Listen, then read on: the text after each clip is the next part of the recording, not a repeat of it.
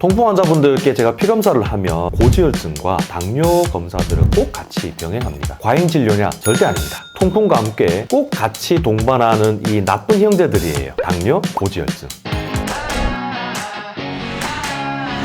안녕하십니까. 서울서원 정형외과 전문의 대표원장 박광선입니다. 오늘은 잔소리 좀 심하게 하겠습니다. 술, 고기 좋아하시는 분들께 꼭 드리고 싶은 말씀인데요. 통풍에 대한 내용 말씀을 드리겠습니다. 통풍이란 어떤 질환인가요? 요산 결정이 엄지발가락, 무릎 관절에도 있고요. 팔꿈치에까지 찾아드는 일종의 관절 염이로 정의를 하게 되는데, 이유는 여러 이유로 피 속에 요산 수치가 높아지면서 생기는 부분입니다. 그래서 그 부분들이 콩팥에서 제대로 여과가 되지 않고 계속 쌓이면서 결정체가 돼서 결국에는 관절, 특히 발끝으로 갈수록 침착되면서 통증을 일으키게 되는 일종의 관절염이라고 보시면 되겠습니다. 그럼 내가 통풍인지 좀 자가 진단할 수 있는 그런 자가 진단법이 있을까요? 실제 자가 진단이라기보다는 반성을 하시면 됩니다. 술, 고기 좋아하시는 남자분들 항상 어디 관절이 여기저기 좀 아팠어, 여기 가서 약 먹고 어디 가서 주사 맞고 있는데도 잘 안 나, 그러면 항상 의심을 하셔야 됩니다. 소위 병원에서 우리가 확진하는 방법은 제일 정확하게는 관절 쪽에 물이 차요. 그러면 그 물을 뽑고 분석 결과를 저희가 봤을 때, 아하, 여기에 요산 결정이 보이구나 라고 하는 평광현미경으로 보는 게 있습니다. 그렇게 되면 이건 무조건 100% 확진이에요. 하지만 그렇게까지 뽑을 정도의 물이 없다고 했을 때는 부어 있는지 열감이 있는지 관절 주변에 그런 부분들을 이제 고려를 해서 주사 치료를 관절에 직접 하든지, 아니면 먹는 약을 이제 써서 적어도 하루 이틀 정도 경과를 보고 확 가라앉았다 그러면 피검사 결과와 함께 살펴봐서 통풍이라고 진단을 내리는 겁니다. 통풍 환자분들께 제가 피검사를 하면 고지혈증과 당뇨 검사들을 꼭 같이 병행합니다. 과잉 진료냐? 절대 아닙니다. 제가 환자분들께 충분히 설명을 드리고 말씀을 드리면서 진행을 합니다만, 통풍과 함께 꼭 같이 동반하는 이 나쁜 형제들이에요. 당뇨, 고지혈증. 그래서 상당히 많은 경우에 젊은 남자분들 고지혈증이 같이 발견이 되거나 또는 당뇨가 같이 발견이 되면서 선생님 감사합니다라는 경우가 너무 많아요. 그래서 이건 과잉 진료가 아닙니다. 내가 통풍이 걸렸다라고 하면 항상 이런 당뇨와 고지혈증 그리고 고혈압 문제까지 꼭 같이 신경을 쓰셔서 보시길 바랍니다.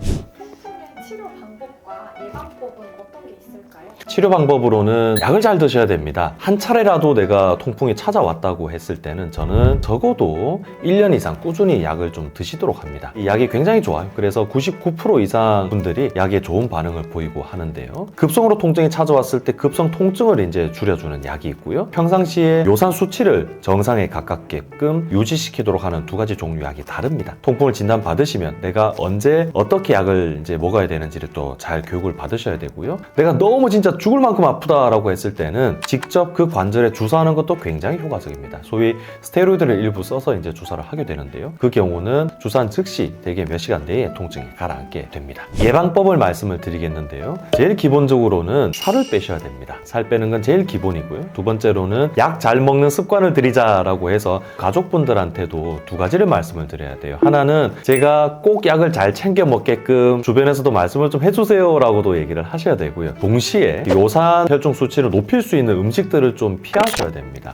요산 수치를 높일 수 있는 음식들은 이만큼 많아요. 이거 다 드시지 마세요 라고 하면 삶의 재미가 없습니다. 하지만 제가 말씀드리는 부분은 뭐냐면 한 번에 많이 드시지 마세요. 특히 등 푸른 생선이랑 이렇게 꽁치 이런 거와 함께 맥주 또는 소주 같이 드시게 되면 어김없이 다음날 통풍이 이렇게 찾아옵니다. 그래서 약을 평상시에 잘 드시는 습관을 꼭 들이시고요. 술 자주 드시지 말되 한 번 드시되 많이 한 번에 드시지 마십시오. 조금 드세요, 조금. 그러면 그나마 약 드시고 같이 하면서 유지 관리를 하실 수가 있습니다. 그러면 통풍이 남자가 잘 걸리는 이유가 따로 있을까요? 여성분들은 굉장히 드물어요. 되게 90% 이상이 이제 남성분들이 많이 찾아오는데 여러 이유가 있습니다만 여러 또 해석이 있고, 대개는 요산이라는 결정이 콩팥에서 여과가 되고 이런 부분이 이제 문제가 생길 때 발생을 하는데, 여성분들은 여성 호르몬 자체가 신장의 기능을 잘 유지를 시켜준다고 하는 반면에 남성 같은 경우에는 그런 부분이 좀 점점 취약해지면서 요산이 계속 혈중에 쌓이게 되는 부분이 하나의 원인으로 설명이 되고 있습니다. 통풍 환자분들, 남자분들 오시면 특히 젊은 환자분들 보면 제가 몇 가지 말씀을 드립니다. 첫 번째, 결혼하셨나요? 말씀을 드려요. 네, 결혼했습니다 하시면 그 다음에 제가 꼭 자제분하고 사모님하고 같이 오세요 말씀을 드립니다. 그럼 왜요? 라고 놀라시죠? 오시면 말씀드릴게요.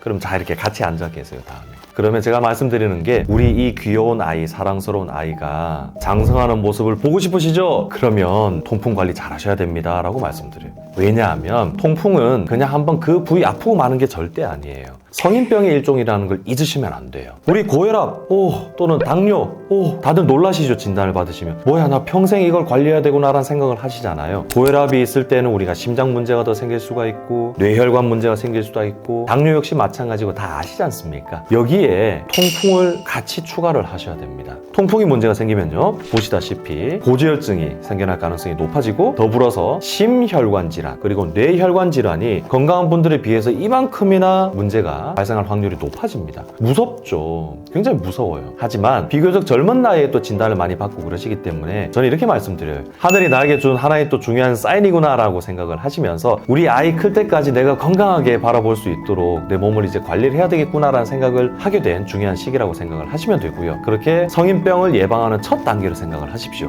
당뇨 발견되기 이전에, 그리고 고혈압 발견되기 이전에 통풍이 발견되는 경우가 꽤 많기 때문입니다. 단순한 병이 아니라는 것 기억하십시오.